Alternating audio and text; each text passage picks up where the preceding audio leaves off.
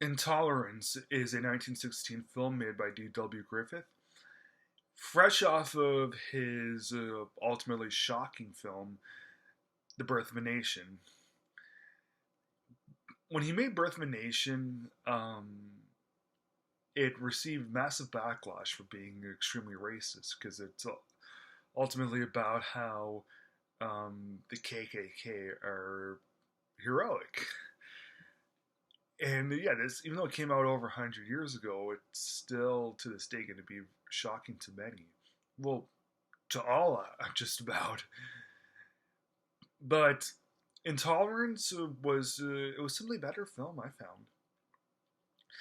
Like this is one of the best looking films ever. So yeah, 1916. It made me soft, but frankly, who cares? Um, in 1916, everything had to be made. Everything has to be man-made.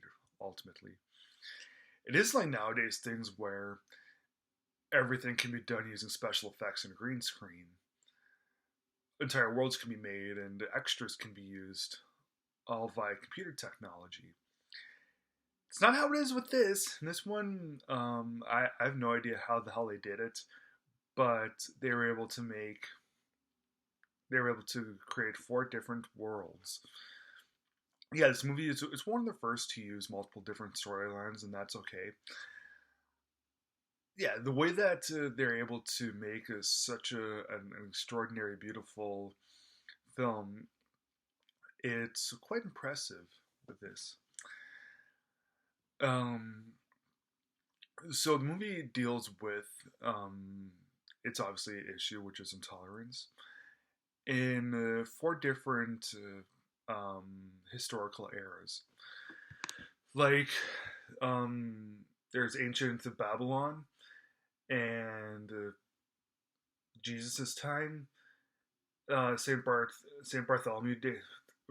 Sorry, Saint Bartholomew's Day massacre in the 16th century, and a modern day story in America. Now, the thing that now this movie isn't perfect, and frankly, that's fine. Whatever.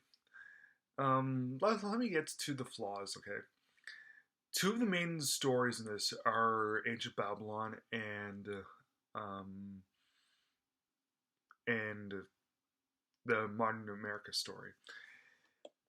I never thought I would ever say this, but the ancient Babylon story moves a little too fast.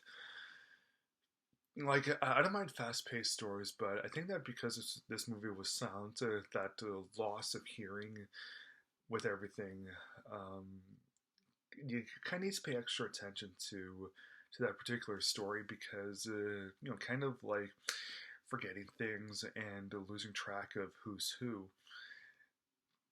is bound to happen with that.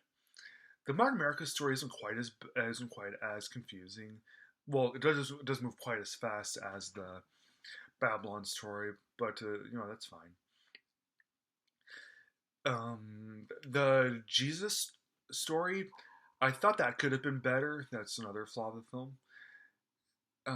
The St. Bartholomew's Day massacre that was a really good one. The thing that I thought it really needed to happen was okay. There's different color palettes in the film, but there's like the only okay. It's sort of the St. Bartholomew's Day massacre, um, which they keep that particular color palette intact throughout its whole thing, and all the other things it really changes. The St. Bartholomew's Day massacre being having a green tint to it, and but that's fine. If there are flaws to it, as long as the flaws are kind of diminished or they don't really upstage all the good that this movie has to offer.